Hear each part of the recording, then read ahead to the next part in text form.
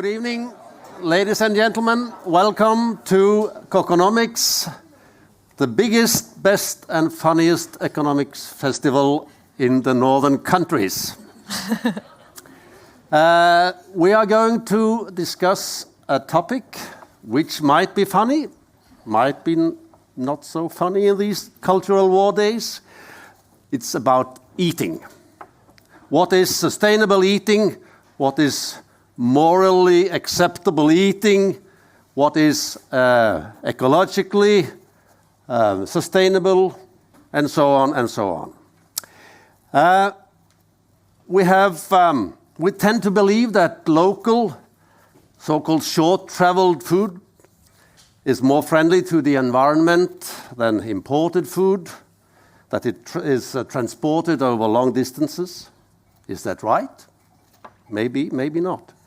Many people prefer organic, ecologically grown vegetables to the conventional ones. But is that true when they are imported from distant lands? And how about all the plastic used for packaging? And is it a myth that meat, especially beef, leaves a bigger climate footprint than almost all other foodstuffs? What do we know? What do we think? And what factors should be the most important in our calculations? That's our topic tonight. We have with us tonight Dora Simon. Hello. Who is assistant professor at the University of Stavanger. And her main fields are international trade and environmental economics. Then Christian Anton Smedshaug. He has served as a senior leader within the Norwegian Farmers Association and general manager at Agri Analyse since 2011. And finally, Daria Maria Shimanyuk, who is group leader of the Green Party in Stavanger City Council, the MDG. We will start with an introduction by Dora. And if the technique is our friend, okay, here it is. So we just sit down in our chairs and relax while Dora is maybe provoking, maybe inspiring us for 20 minutes. Yeah, the floor is yours. Thank you. Thanks a lot. So hi, everybody. Thank you for coming. As mentioned, I work on international trade and environmental economics. So I'm an economist, and I'm a researcher at the business school of the University of Stavanger. And in one of my papers, I analyze food consumption. So that's why today I have the pleasure of giving you this little talk. Is this a yeah? So throughout the talk, I will play a little game with you. So I will be asking what is better for the environment, and then well, let's see what you guys think. So what is better for the environment? Cucumber with or without packaging? Some people say with, some people without. Why without?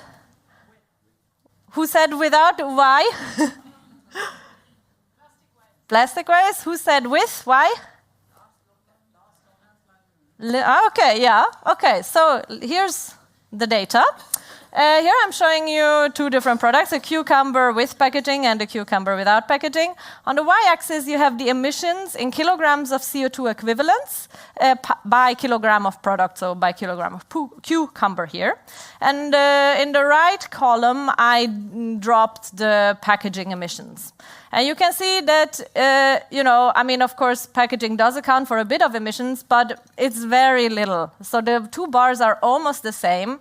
And actually, the people who said with packaging, in that sense, were right. Because if we put that plastic around the cucumber lasts much longer. So normal cucumber without the plastic lasts for around 9 days. A cucumber with the plastic lasts for around 15 days.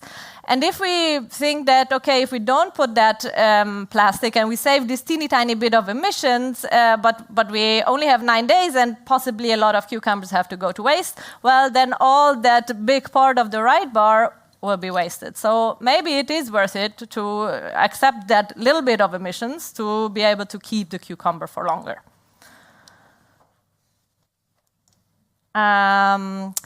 So what aspects of food production, food processing, and distribution would impact the environment? Well, we first have a land use change stage. So that would be if, for example, Brazil cuts the rainforest, then of course we cannot capture so many CO2 emissions anymore. Then there might be also land use change through burning. So that happens often in India, for example, that farmers clear their fields by making a big fire. So that causes a lot of emissions. Then there are, of course, emissions at the feed stage. So if we think about animal production, then the animals need to be fed, and in order to produce the feed, there are emissions that occur. There are emissions at the farm stage. So, if the cow is on the farm and there are the methane emissions coming from enteric fermentation, which is the scientific word for farting, then that would be covered. There are processing emissions, so maybe slaughtering, cutting the animal, packaging emissions, the plastic in which we wrap products, transport on all these stages, emissions in the retail stage, so the cooling in the shops and the light, etc., and losses on all the stages. So these emissions can be measured with so-called life cycle assessments. So this is something like a type of a study where the environmental scientists go to the fields and they really try to measure or estimate the impact of each of these stages. And you will see throughout the talk, like here in the cucumber talk, I will have on most of the graphs these stages here. So for the cucumber, well, we had no land use change or of any sort, so because it's maybe not in the areas where they cut the rainforest that the cucumber is grown, and this farm stage is actually the largest contributor here. Okay, so what is better for the environment, chicken or fish? Fish? Okay, hard to say. So here I'm showing you again the CO2 emissions in kilogram of CO2 equivalents per kilogram of food product. And we have all sorts of protein-rich products, meat and other protein-rich products. And fish is, let me see if this works. It will not work because this is a screen. Fish is in the middle, kind of, one of the purple middle lines. And chicken is the third from the left. So chicken has much lower emissions than fish. So let me talk about a paper of mine. So the title of the paper is To Beef or Not to Beef? Trade, Meat and the Environment. So in this paper I ask what is the effect of food consumption on greenhouse gas emissions? So here I gather data on the emissions of food products. It's from this data set that is published and peer-reviewed in Science. It's the data set on which most of the graphs are based. And I combine this with data on purchasing from consumers from a supermarket, from a European retailer. So I have data on prices and quantities. So here on this graph, I'm showing you the production emissions and the transport emissions as a share of the overall emissions for 3 different products. One product came by truck. The other product came by mixed mode of transport, so either truck, rail, or ship. And the third product came by airplane. And the main takeaway here is that the transport emissions are actually a very low share of the overall emissions of a product. So even if the product comes by airplane, which is the most polluting mode of transport that we have, even then it would take a relatively small share. And what really matters is the production emissions. So, okay, since we now know that production emissions matter, let's take a deeper look into them. So here I'm showing you on the x-axis, again, the CO2 emissions per kilogram of food. And on the y-axis, we have these different protein-rich products. So we have meat, but also some meat alternatives like eggs or tofu or so. And underlying these like clouds of data, that is different countries. So for each food type, we have different countries here and the emissions related to that. And there are 3 main takeaways from this graph.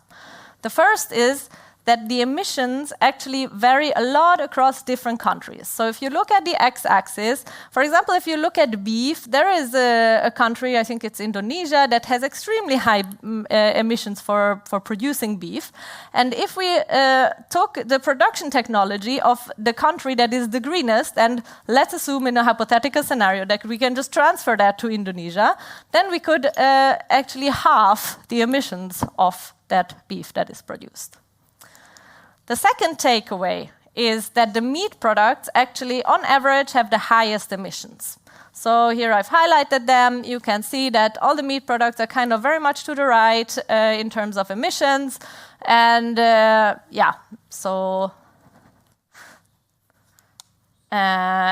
third takeaway is that even within meat products, there's a large variation across emissions.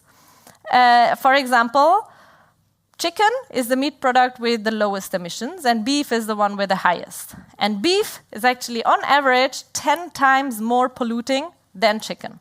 So if we as consumers have the possibility to choose, I'm not even talking about choosing tofu or no meat or whatever, just choosing chicken instead of beef in our dishes, we can decrease the emissions by a factor of 10. Okay, so I take this environmental data and I combine it with the purchasing data, and then I look at different scenarios. The first result is that in a buy local scenario, in a scenario where we cannot import any goods, in international trade we would call that autarky, so imagine there are tariffs on all imported products, food products. In that scenario, actually the emissions, they would barely change. And on the other hand, if I do some scenarios where the production emissions are more targeted, so a scenario with no beef, a scenario where we eat vegetarian food, or a scenario where we eat no beef or no cheese, then the emissions all decrease. And the surprising thing is that a no beef, no cheese scenario is the largest decrease in emissions, although in that scenario you can still eat all other meat types. Now, maybe some of you have been to the talks of Gabriel Zuckman, and he talked a lot about taxes, so then I felt a bit bad that I had already sent the slides with this version, because I also have some scenarios with taxes. Economists love taxes. So I also calculate some scenarios with a so-called Pigouvian tax. So a Pigouvian tax is a tax where you put a tax on products that is proportional to the emissions. So beef would have a very high tax, chicken a very low tax, and tofu like almost nothing. And in that scenario, so that is what we consider as an optimal policy. And in that scenario, the emissions decrease is somewhere in between, so it's around 15 to 25%, depending on the level of the tax. Okay, let's think about some political aspects. So here I'm showing you a graph on the tariffs, the average tariffs on all sorts of products in the economy, and how they decreased over time with the negotiations that we had globally with the WTO. So, nowadays the tariffs on average are around 3% in 2023. And the researchers generally agree that lower tariffs are better for the economy. Now, since this is the morsomste economy festival, I thought I try my best. So I hope there are some Asterix fans here. The year is 2023 AD. The world is entirely trading with low tariffs. Well, not entirely. One small sector still holds out against free trade. Well, do you want to guess which sector that is? It's the agricultural sector. So all those great trade agreements that allow us to trade freely with all sorts of countries in the world somehow don't apply to the agricultural sector. You can see on the graph there are some countries like India who have, so it's on the x-axis is the tariffs, who have super high tariffs, more than almost 40%. The EU is like up there, like around 7%. I think Norway should be in the Europe point, which is maybe around 9%. But they are substantially higher than 3%. So what do you think, what is better for the environment? Local tomato or imported tomato? Imported, okay. So maybe if you've learned a little bit already. So I'm showing you the emissions of tomatoes from Sweden on the left side and the emissions of tomatoes from Turkey on the right side. And, I wanted to take Norway, but Norway was not in the data set. So we just have to assume that it wouldn't look that different to Norway.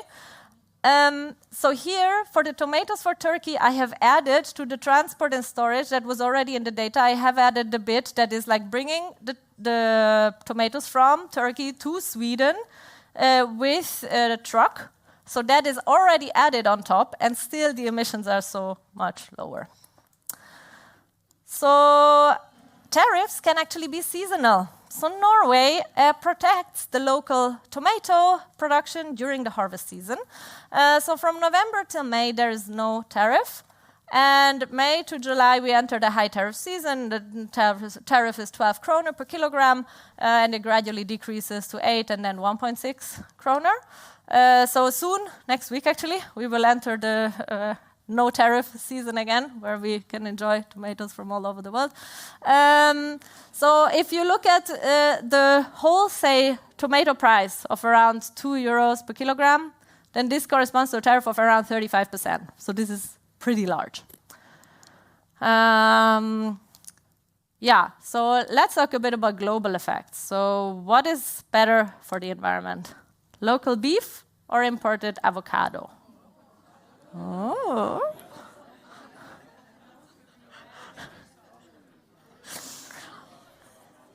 Yeah, lot of debates going on.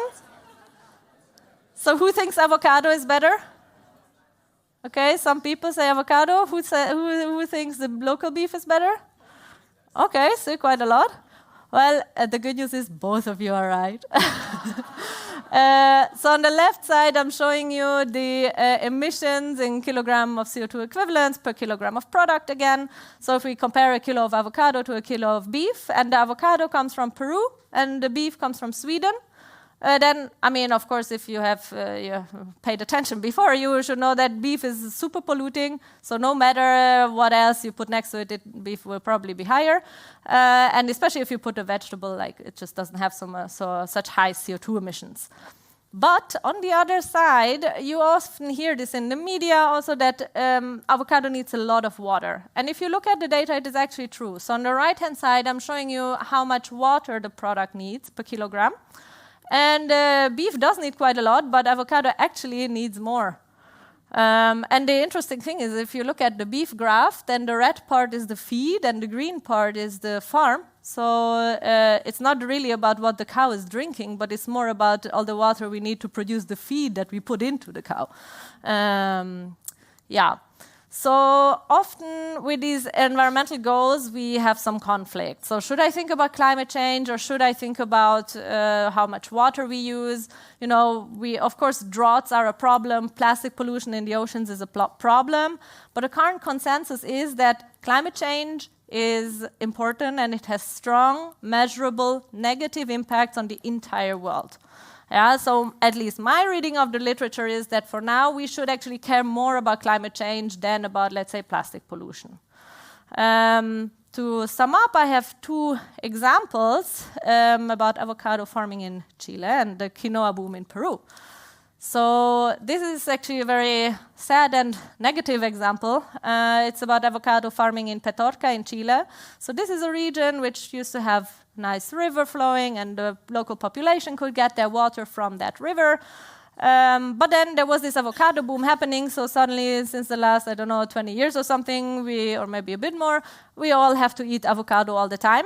And of course, if the avocado business is so profitable, then people want to grow avocado. And people in Chile, some people thought it's a great idea to grow it there, although this river was actually just enough to be there for the local population. But once these avocado farms came there, they got some illegal water, and now the river has completely run dry.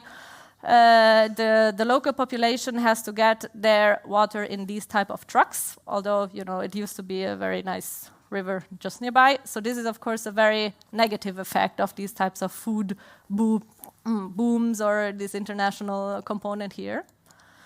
However, you hear similar stories with the quinoa, right? So with quinoa, we know that the price has tripled from 2006 to 2013. Here I'm showing you, like, I can't even read what years, but you know, it peaks a lot. And the media reported that, you shouldn't eat quinoa for ethical reasons because the poor populations, they can no longer afford it. But actually now recently a study came out with detailed Peruvian data, and they showed that actually both the farmers and the consumers experienced an increase in prosperity. And the reason is that, I mean, it's very simple actually. Of course, if I'm a farmer and the price of something that I produce increases, that's great for me. Now, in Peru, what was happening was that these farmers who were producing the quinoa were also the poor people. So this increase in prices really helped this poor population of the farmers. And the individuals who did consume quinoa but did not cultivate it themselves, those were actually 2 times as rich as the farmers. So even with the higher prices, they could still afford it. So this study shows that there were no significant changes in the calories that people eat, in the protein or in the carbs all across Peru. So people did switch away a little bit from quinoa, but you know, it was not like, you know, maybe instead of having it several times a week, they have added just a few times.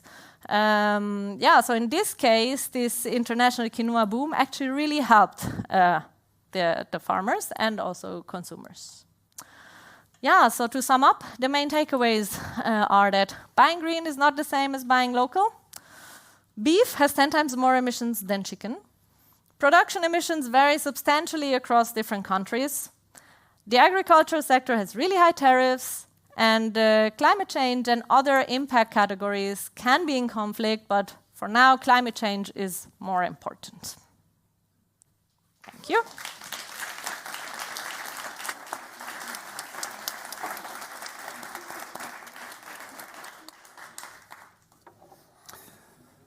Well, now you know that you should have bad conscience both for eating beef and avocados.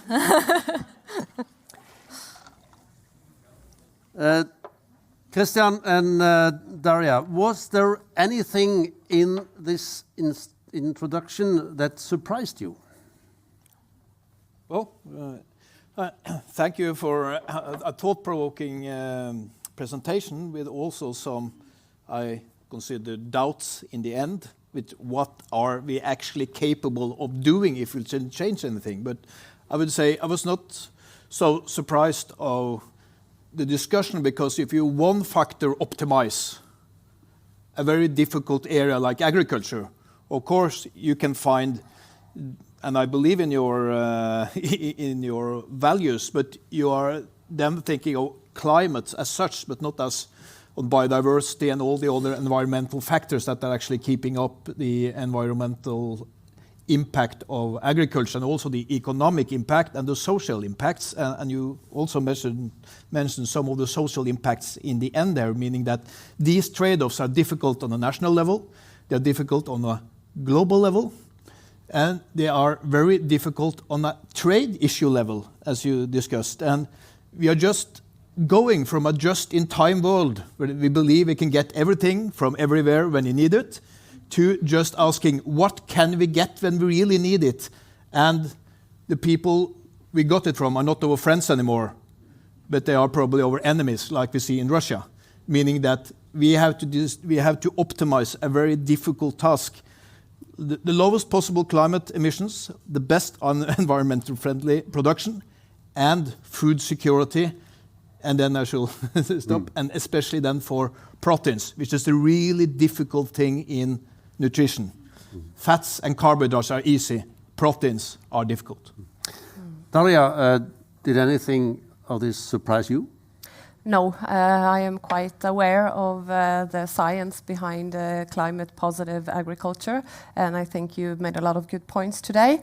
But at the same time, I agree with our last speaker, Christian, that you need to have a holistic view, because the agriculture and the food scarcity has to be solved globally and locally at the same time. And one thing I kind of missed in your presentation is that even though, let's say tomatoes, since you use tomatoes, production has very high climate emissions in Norway, that depends on how we produce them. If you use solar energy or biogas, then of course the emissions from tomato production would go down in Norway and maybe even be less than if they are imported from Spain.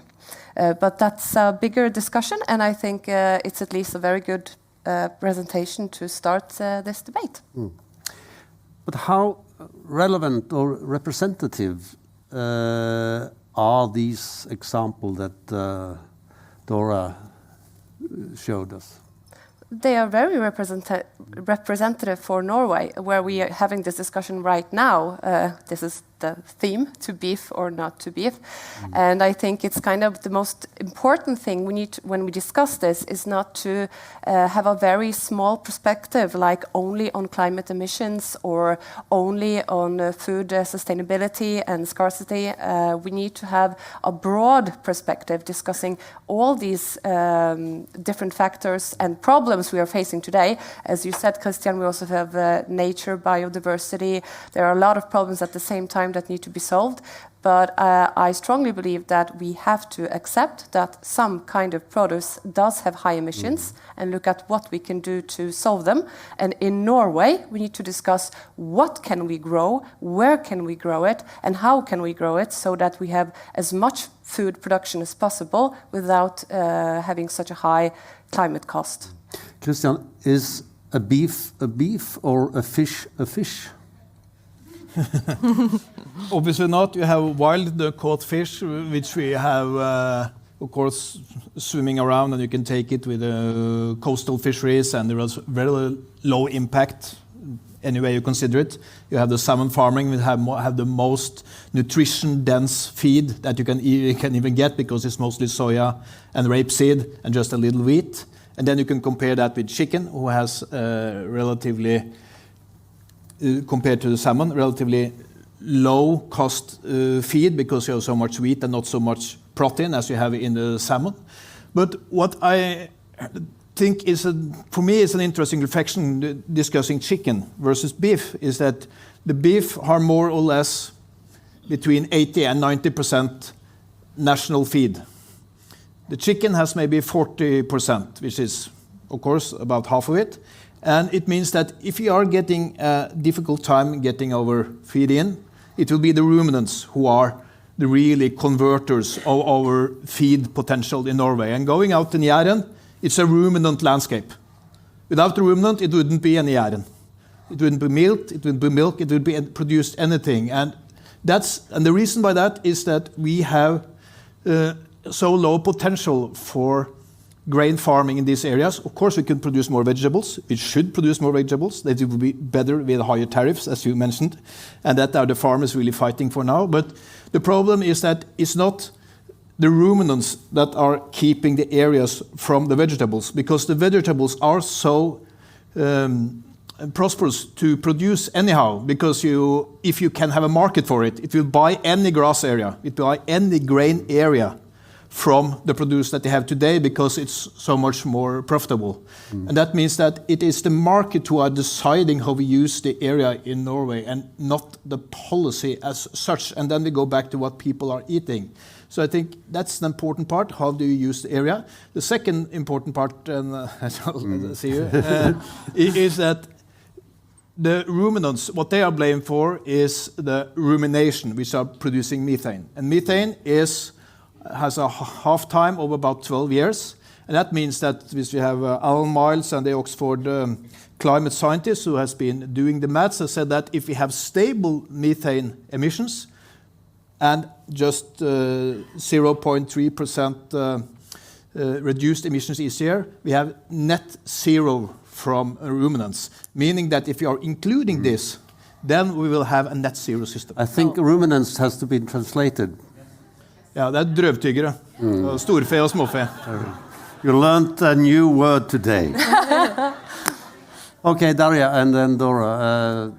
Thank you. One of the biggest problems in Norway today is that about 90% of our agriculture is used to produce food for animals. So to make beef, to make chicken, to make milk, to make cheese, and a lot of these percentages could be used to make human food directly.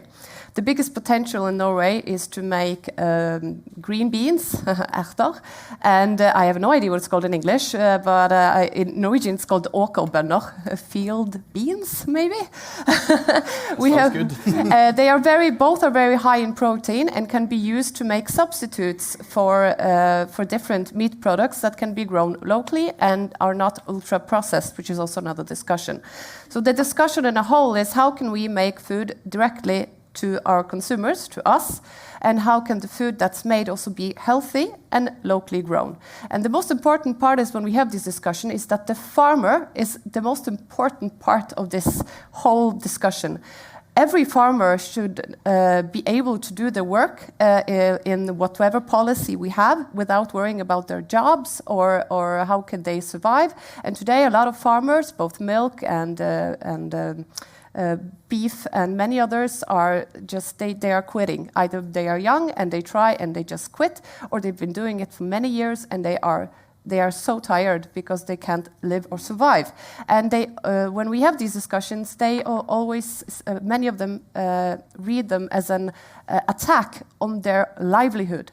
And that is a huge problem because our policy should be climate positive, it should be healthy, it should be affordable, but our farmers need to they need to survive with their livelihood, and they are our heroes. They are the ones who actually produce the food that we need. So we cannot have this discussion without talking about politics and using our tax system in any way we can so that they can continue producing. Laura, you are shaking your head. Yeah, I mean, sorry, but so first of all, methane is just a small share of the emissions of beef. So even if you get rid of the methane, it would be still the most polluting food type.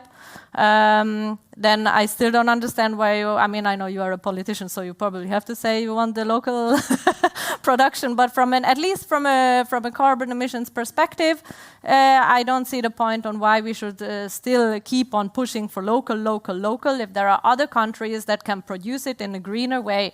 Every country has a so-called environmental comparative advantage. So it's not the case that, now we open up all tariffs and we quit all the subsidies, and then Norway will not produce any food anymore. No, the Norwegian farmers will produce in the food types that they are relatively good at. And if we add these Pigouvian taxes on top, they will produce in the food types that are also relatively green. And this is what we want for a global green society, and not some subsidies for a very small share of the population that now we somehow need to protect.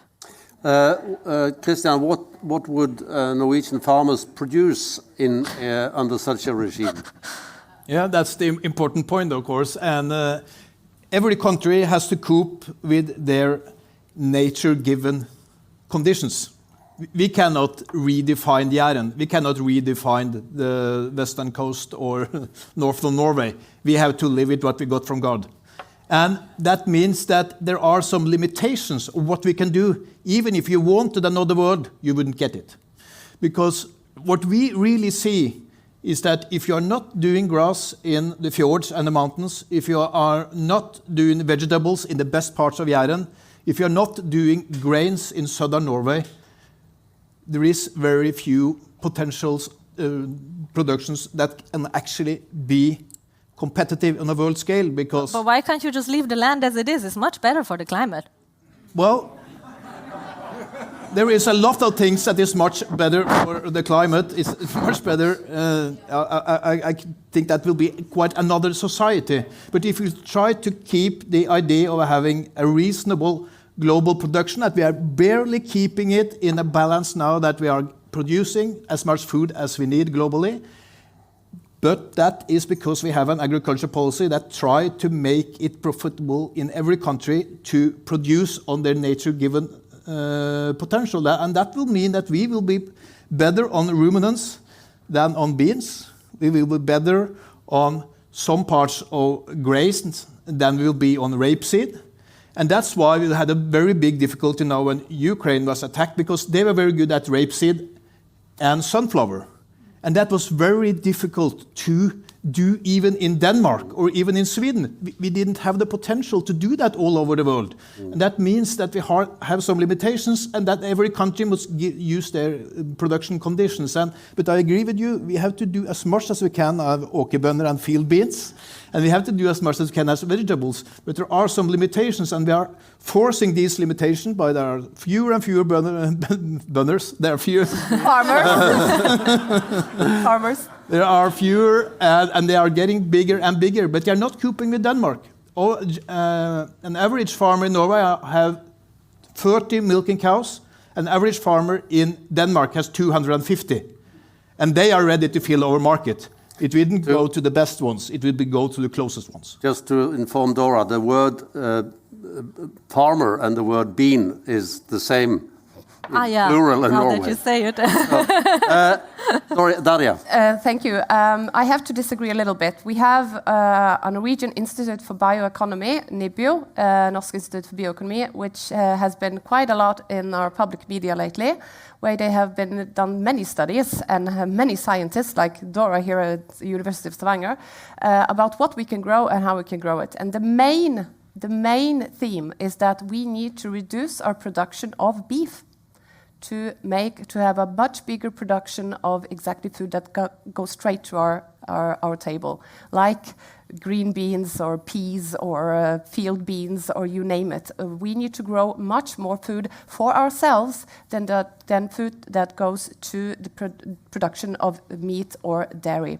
And this has been said for several years now. Our two different governments have also been saying this, but little has been done. And right now we have too much milk production, we have too much meat production. We're not sure what we're going to do with either one. And we have we have more people asking for vegetarian options, and many of them are imported and coming from countries far away instead of being produced right here.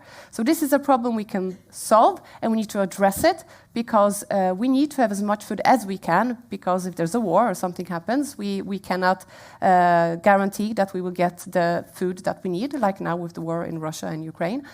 So we need to have a production, more plant-based production in our country, and we have the possibility for it. As I said, 90% of our land is right now cultivated to produce food for our animals and not for us. Dora, if we are now past 8 billion people on Earth. If we were to grow different produce where it is most economical, profitable, would we be able to feed all these people only with the optimal areas? So that is a question that from this data set I cannot answer. So this data set looks at these emissions that I've shown were representative for each country. So if you come with with arguments about different production methodologies, this is the average what is happening. Of course, we can think about technological change. Suddenly everything is much greener. But in terms of would it be feasible? That is a bit of a different debate. It's hard to evaluate. Also, you need very good data sets on the feasibility of land, etc. So that is definitely a potential issue. Yes. Christian, you have written a book. Can the farmers feed the world? What is your answer? Well, yeah, I just to show you that I try to make the argument here. Kan jordbruket før verden, which was just released last week, so it's a relatively fresh edition, which that could be achieved. And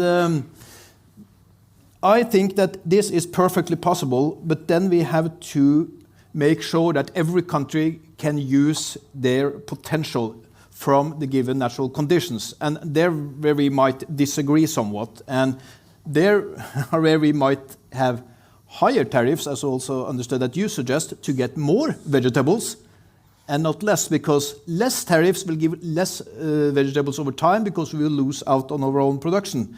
And I think just our recent experience now from 2020 to 2023, when everyone in 2020 was very happy that we really had our production and they really got everything. Then we also had some excess meat. And in the end of 2023, it was nothing, because everything got out, and we really had to import the rest, but they produced a lot. And then suddenly the market turned in 2023, and then we have excess, not that much excess, but some excess. And then it suddenly turns around, and that means that we are getting a very difficult situation to cope with in Norway, and they are getting that all over the world as well. And the biggest challenge now, it is in Africa. They are importing about 30% of their calories. There is where the population are really increasing. And if we are not giving them the same solution as we have, and we also give them the potential to produce from their natural conditions, and also, I'm afraid, with tariffs, we need to have a profitable policy to keep the farmers in business, because the farmers are an entrepreneur who actually are doing the work. If he is earning money, if not, he is not investing, and then you don't get the production. So we need to have the knowledge from Norway need to be transferred, and especially now in Africa, and there the ruminants are especially important. Just if you have a small comment, Dora, so after that I will turn to Daria. I have only large comments. No, so I don't even know where to start. Yeah, let's take you first, and I can gather my thoughts. Okay, because I wanted to bring this home, kind of, because you are in the Stavanger City Council, and you used to belong to the power block the last period, and you introduced school meals. Yes, Yes. School meals Yes, was a big success. and you had some principles there. Yes. Can you tell us a bit about Yes, that? we wanted our school meals to be as much as possible locally grown to help our local farmers. And we wanted it to be as much as cost effective as it could, so as much food as possible, each child per krona.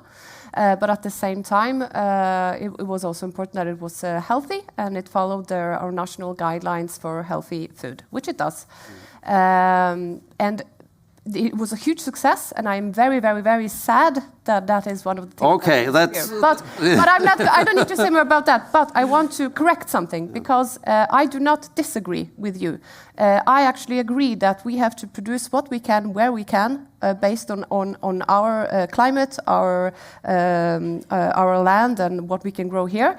And I actually believe we need much more collaboration in all of Europe. Let's not talk about Africa just yet, but at least in Europe, our neighbors, we should all have a much better system in place where everybody grows where they can. That's the most climate effective and healthy. Norway is one of the best countries in the world when it comes to antibiotics and the use of pesticides. Other countries are not, and that is one of the reasons why some of us wish to also buy Norwegian meat, because it has the lowest antibiotics in the world. So this is something we need to work together on in EU, or at least EUS, to actually do what you are talking about, because that is, I strongly believe that, but at the same time we can produce more here without the climate emissions. But Daria, let's stick to Stavanger a little bit. You have a goal of reducing CO2 emissions by 80% in 2030. And now Dora tells you that this emphasis on local produce in school meals is of no use when it comes to reaching that goal. Yeah, it depends on which product. As you said, tomatoes have a high climate emissions here in Stavanger, where we produce tomatoes, because we have a lot of emissions keeping the drivhus. Greenhouse. The greenhouses hard enough to grow tomatoes. But again, one of the things we did was start a climate fund for our agriculture, so that they can actually have help to have solar panels or small windmills or whatever to cut the emissions down. And we also started a project in biogas on Finnøy so that we could use the biogas in our greenhouses. But our school food was never 100% locally. It was as much as we can, at the same time being healthy and cutting emissions. But is it possible, both Dora and Christian, if Stavanger wanted to combine these goals, local produce and reduced climate emissions, what should they have done? What would be the best diet to serve the children? Yeah, going from production to diet, of course, that's a good thing. Of course, what we are talking about is how to green agriculture. And you had some very good suggestions and things that you were doing. And what we are seeing is that the greenhouses are increasingly being greener. And what we also are seeing is that most farmers are now often having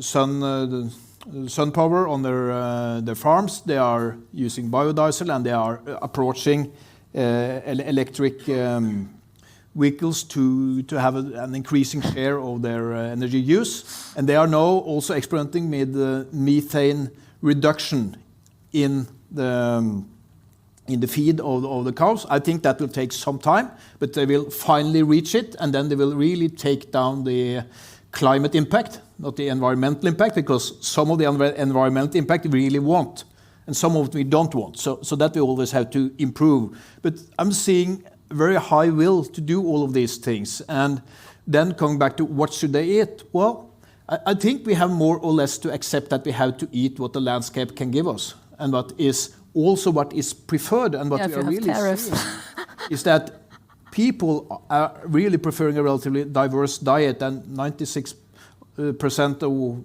people eating are some kind of flexitarians. Dora, can I just make a comment first? yes, I just wanted to ask you a question, and then you can comment. Do you think it would be possible for Daria and the Stavanger politicians to combine the goals of local produce and reduced emissions, or would that be kind of squaring the circle? I mean, possible, probably yes. Should they do it? No, because buying local is not going to help the environment. It's a myth. What it helps is the farmers. And you said before, farmers are an entrepreneur. I don't understand why a farmer is such a different entrepreneur than a rørlegger or somebody who produces this cheese cutter. Why don't we have tariffs on the cheese cutter to protect the cheese cutter, because we only want to have local cheese cutters? Why do we do that with the farmers, and with all other professions we don't do that? So that's one thing. The other thing is that I think you confuse a bit the supply side and the demand side. So one question is, how can we worldwide produce products such that the emissions are minimized, but that we can still feed the world? And the other question is, what do we as consumers choose from these products? So maybe, in the end we need to do two things. We need to globally decrease our meat and mainly ruminant beef consumption, but that doesn't mean that necessarily in Norway this production has to decrease also by the same amount. If we live in a globalized world, the country which is the best at producing beef should produce the beef, ideally. I mean, obviously it will be a few countries to satisfy the demand. I actually looked into the data, according to my data set, which is peer-reviewed and published in Science, which products are those in which Norway is relatively good at producing. Beef from the dairy herd is relatively good. It is below the mean in terms of emissions. But there are a lot of products that aren't just so good. And with these subsidies for the farmers and also the tariffs that we have on food products, we are just completely distorting the free market. If people argue that, we cannot produce tomatoes in Norway because we don't have sun, but now we put solar panels, great idea. I don't know. Time is running out, and I would like to take a couple of questions from the floor. But Dora, a final question to you. Have you in any way changed your own eating habits in line with the conclusions of your research? Yeah, I have. When I started this project, I actually was a big believer in the buy local rule. And I started it with the idea that, if we put in the emissions, so we show in our models in trade that international trade is beneficial, we have welfare gains if we don't have tariffs, blah, blah, blah. And I thought, if we put in this, we call it a negative externality from emissions, so emissions increase and that is bad for us. If we put that into our models, we will probably find that, no, it's better to buy local. And then turns out, no, it's not better. So I had to realize that I have to cut down beef consumption. I am not a strict vegan or vegetarian or something, but I eat beef maybe 2 times per year. And I reduce meat as much as I can. Okay, anyone? Question? Yes? Please speak loud, so I don't think we need a microphone. I think there are many questions that can be asked to the stuff that you presented already.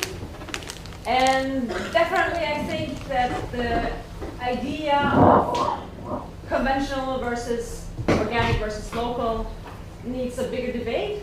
And I think the whole idea of taking the buy local, I think what you've done there is take the transportation emissions out. And I think there's a much bigger dimension to that than just taking the transportation out. But I think the one dimension that hasn't really been talked about is the idea of food waste. Mm-hmm. And I think food waste, 1/3 of all food that's produced in the world today is wasted. That's 33% of all the emissions coming from energy, coming from fertilizer, coming from rumination, coming from land use change, comes from food waste. Yeah. And that's not addressed at all in this discussion. Yeah. What do you think about it? What do you think about it? What do you think about it? I can answer quickly. So in the graphs, you had the part that was lost. So if you look at it, then you can always see, at least for the production stage, how high these losses are. That is considered food waste at the production stage. And the problem is for consumers. So if you have food waste at home or in restaurants, there are a lot of hygiene rules. So I think actually in restaurants, this number must be really high. We don't have good data. At least, if anybody knows data, let me know. I would love to do research on this. Christian, short comment. Yeah, the food waste debate is important, and the 30% of the food that is wasted is in weight. It's not in energy. So the energy was tried to estimate it by the FIO some years ago, and then it was between 10 and 15% of the energy because there's so much bread and there's so much vegetables. So that's an important part. In the emerging countries, it is in the start of the value chain. And they are losing it because they do not have an adequate value chain and logistics and processing. In our part, we are losing it in the other end, in the restaurants and in the households. And that's a different thing. That's at a smaller share. So I think where it's really important is in the emerging country, and it's really a developmental challenge. One last question, please. Yeah, one question to Christian. When you talk about food security in Norway, why do you not count all the fish we have surplus? Well, that's because it's not a big part of this debate, but I've written quite extensively on that, and that is around 2% of the energy that we have today is from fish. There has been done quite a lot on this, and around 10% of the energy can come from fish in a difficult situation. So fish is our most important food security asset if something is going to happen. That's for sure. So that's a really important thing. And the other thing that makes fish even more important than the 10% of the energy that it will increase to is that it's protein. And protein is so difficult to fix if you really have problems. So fish is our most important food security asset. Provided that we would like to have fish for dinner every day. Oh, I think we will need fish for dinner. Or if we're not for dinner, we'll need for lunch. We need 150 grams each day. And also 10%. Provided by that we don't ruin our oceans and fjords by, what we're doing today. Well, we have more discussions to come. Final punchline. offered to all three of you, what should we conclude with?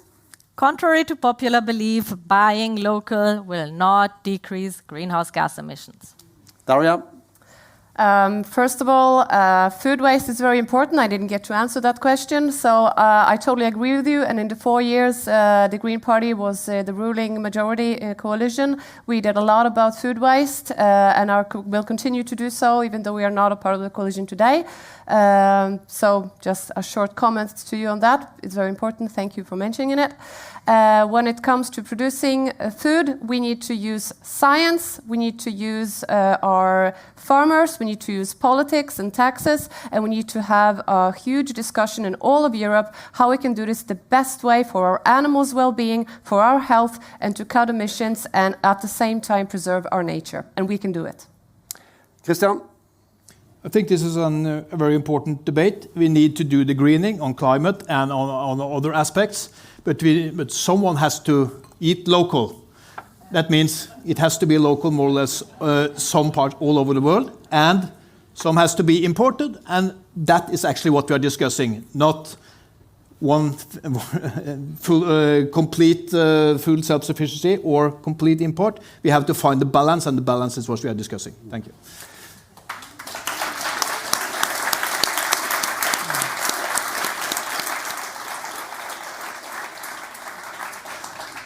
Thanks to all three of you. Thanks to all those of you who have listened patiently to this debate. As for me, I'm going to have some food and afterwards come back to hear about water. So, have a nice festival.